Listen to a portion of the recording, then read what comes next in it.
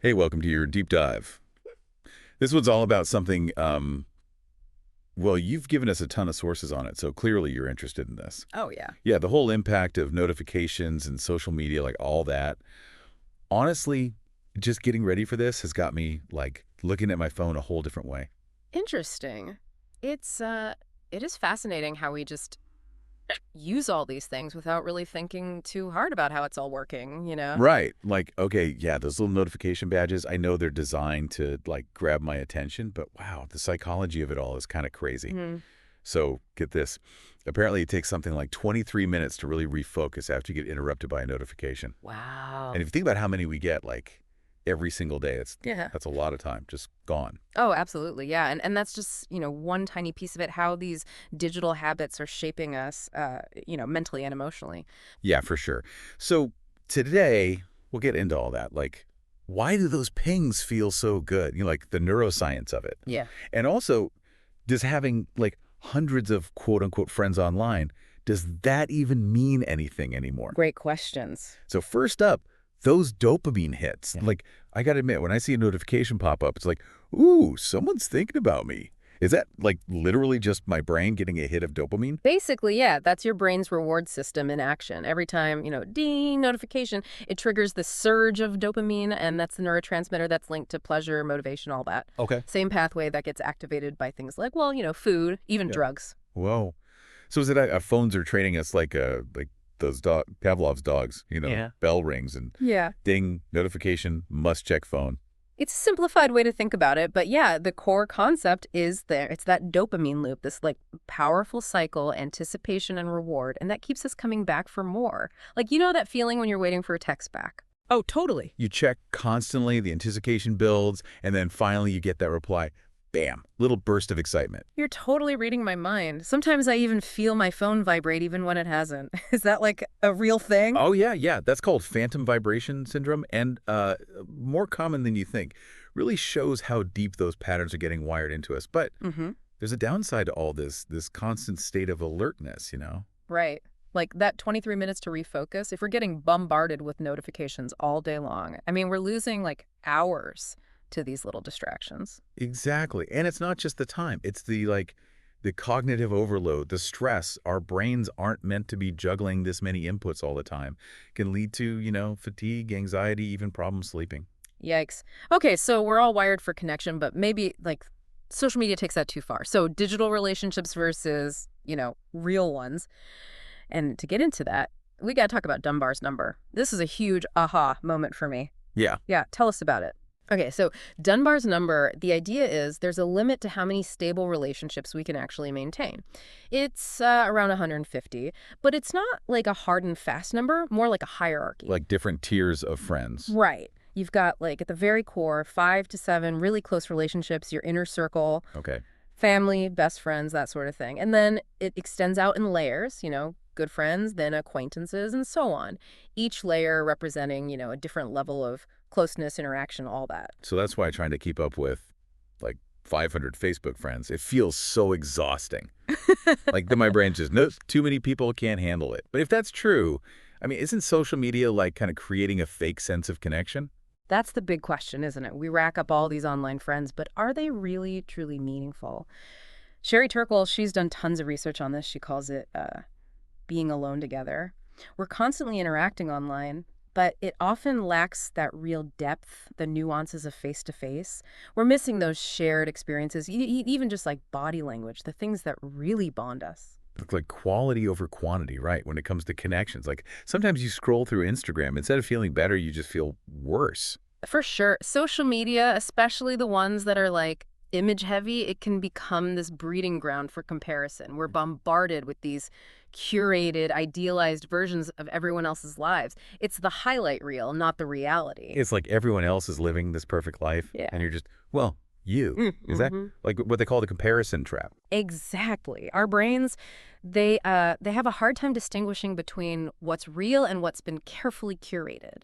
And this constant exposure to perfection, it can lead to feeling inadequate, anxious, even lower self-esteem.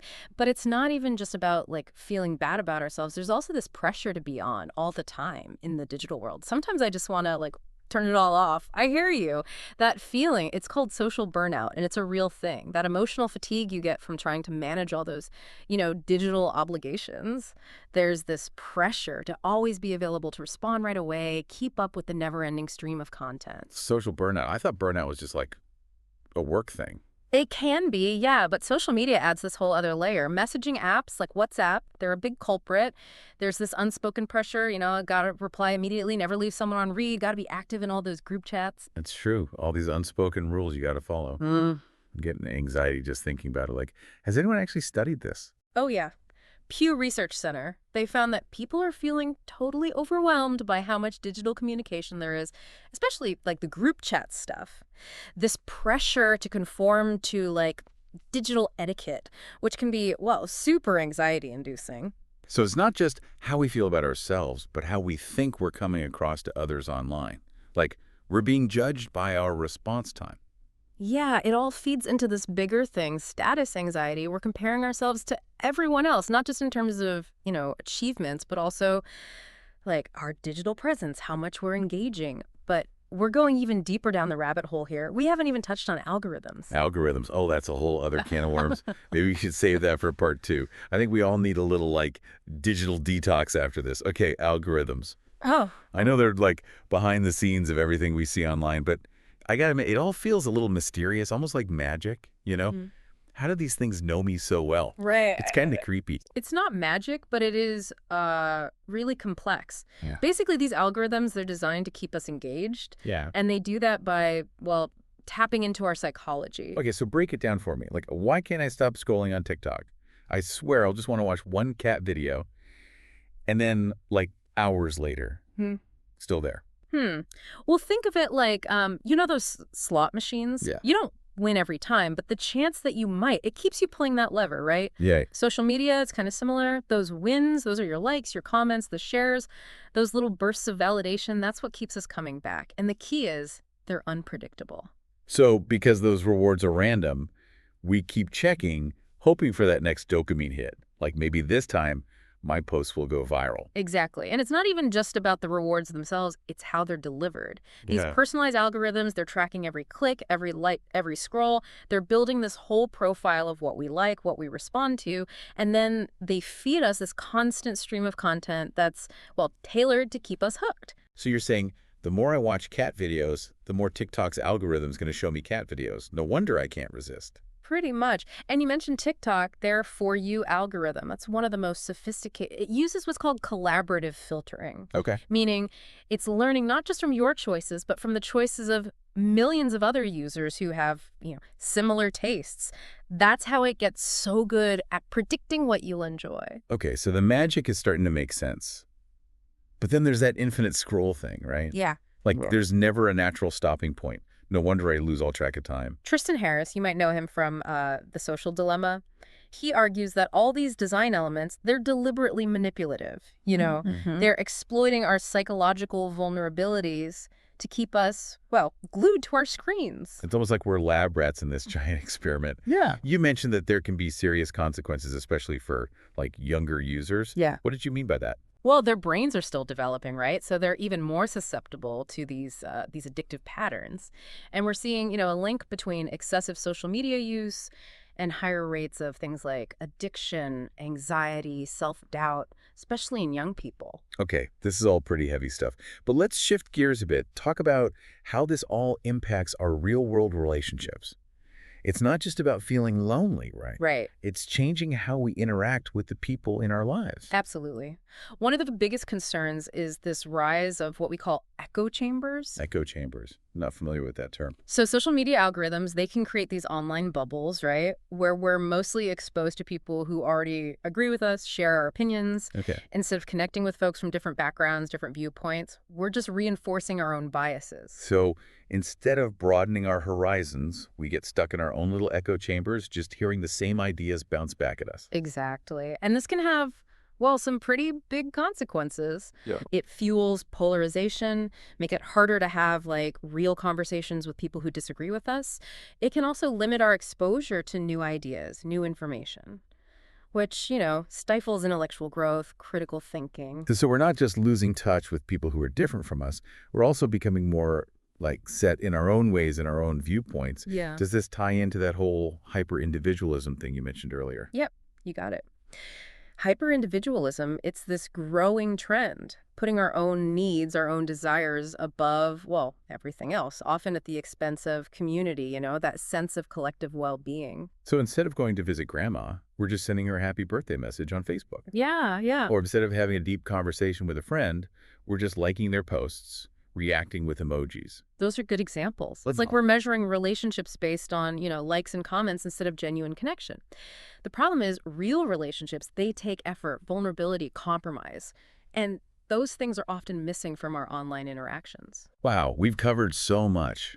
The dopamine rush of notifications, that loneliness paradox, the comparison trap, social burnout, echo chambers, hyper-individualism.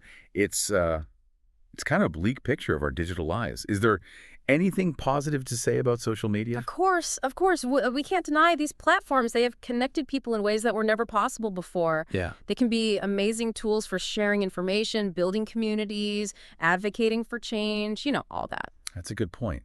It seems like it's all about finding the right balance, right? Mm. Using these tools in a way that actually makes our lives better, not, worse. You hit the nail on the head. It's about being mindful of how we're using them, setting boundaries, and, most importantly, prioritizing those real-world connections, the ones that truly matter. Speaking of the real world, let's talk about the long-term impact all this has on our mental health. I mean, we all know about FOMO, the fear of missing out, but what other effects are we talking about here? FOMO, oh yeah, that's definitely real, but it's really just the tip of the iceberg. Lots of studies have shown a strong link between heavy social media use and higher rates of, well, anxiety and depression. So it's not just in our heads, there's actual scientific evidence. Oh, absolutely. There was a study in 2018 by the University of Pennsylvania. They found that just reducing social media use, it led to significant decreases in both anxiety and depression symptoms. Wow. That's pretty convincing.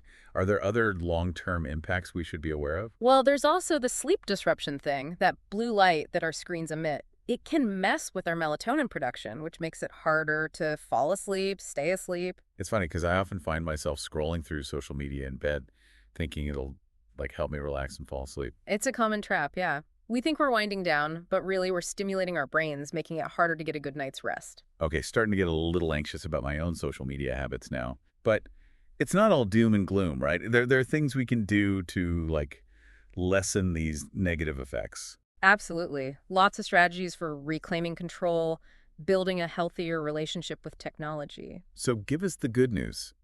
What can we actually do to make our relationship with technology, a little healthier?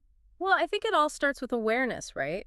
Recognizing how these platforms are affecting us, our minds, our behavior, that's step one. So admitting I might have a problem. Not necessarily a problem, but definitely room for improvement.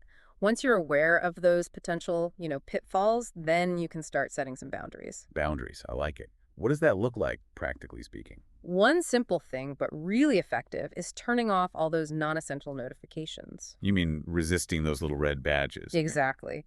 You don't need to know every time someone likes your photo or comments on a post. Choose the notifications that are actually important and silence the rest. Out of sight, out of mind, right? I can get behind that. What else? Setting some limits on your usage can also be helpful. Lots of apps have those built-in features now where you can track your screen time, set daily limits. So if I know I tend to get sucked into Instagram for hours, I can set a timer that basically kicks me off after, say, 30 minutes. Exactly. Creates a little structure, helps prevent those, mindless scrolling sessions from taking over. More structure, less Yeah. scrolling, yeah. I'm into it. Any other tips to add to our arsenal? Try batching your message replies. Instead of constantly checking and responding all day long, pick certain times to go through your messages. So it's like having office hours, but for your social life. That makes a lot of sense. I'm feeling calmer already. Yeah, it's about setting clear boundaries, taking back your time, your attention. And speaking of reclaiming, have you ever thought about digital decluttering? Digital decluttering, like Marie Kondoing my social media. You got it. Go through your friends lists, those groups you're in, and be honest with yourself. Are they actually adding value to your life? So maybe unfollowing that influencer whose perfect life just makes me feel bad. Or leaving that group chat that's always blowing up my phone with memes. It's about being intentional with your digital space, curating it so it actually supports your well-being, not, the opposite. But sometimes, even those little changes aren't enough. Have you ever tried a full-on digital detox? A digital detox, Yes. like completely disconnecting for a while. Hmm. Okay, the idea is both terrifying and kind of appealing. I know, right? It can be a little daunting, but even a short break can be really powerful. It can reduce your anxiety, improve your focus, even boost your creativity. So, like a weekend camping trip, no phone service, just me and nature. That's one way to do it. But even just like a few hours a day device free can make a big difference. It's about finding what works for you. This is all starting to feel a lot more doable. So it's not about like becoming a Luddite and giving up technology entirely. It's about being more mindful, setting some healthy boundaries. Exactly. It's about making our digital world work for us, not the other way around. Well said. So to recap, we've talked about a lot today. The addictive nature of notifications, that illusion of connection in our hyper-connected world, the comparison trap, social burnout, those echo chambers, and how all of this impacts our mental health. But the good news is we're not powerless. Yeah. We can take steps to take back control, build a healthier relationship with technology. It's been quite the journey, exploring all these different facets. And like with any journey, the key is to keep learning, adapting, and asking yourself those tough questions. Like, what's one small change I can make today to create a more balanced digital life? Maybe turning off those non-essential notifications or setting a timer for those social media apps. Every step counts. And remember, you're not alone in this. We're Yeah. all figuring this out, this whole complex digital world together. And together, we can make it a digital world that supports our well-being, not, takes away from it. Thanks for joining us for this deep dive, and we'll see you next time.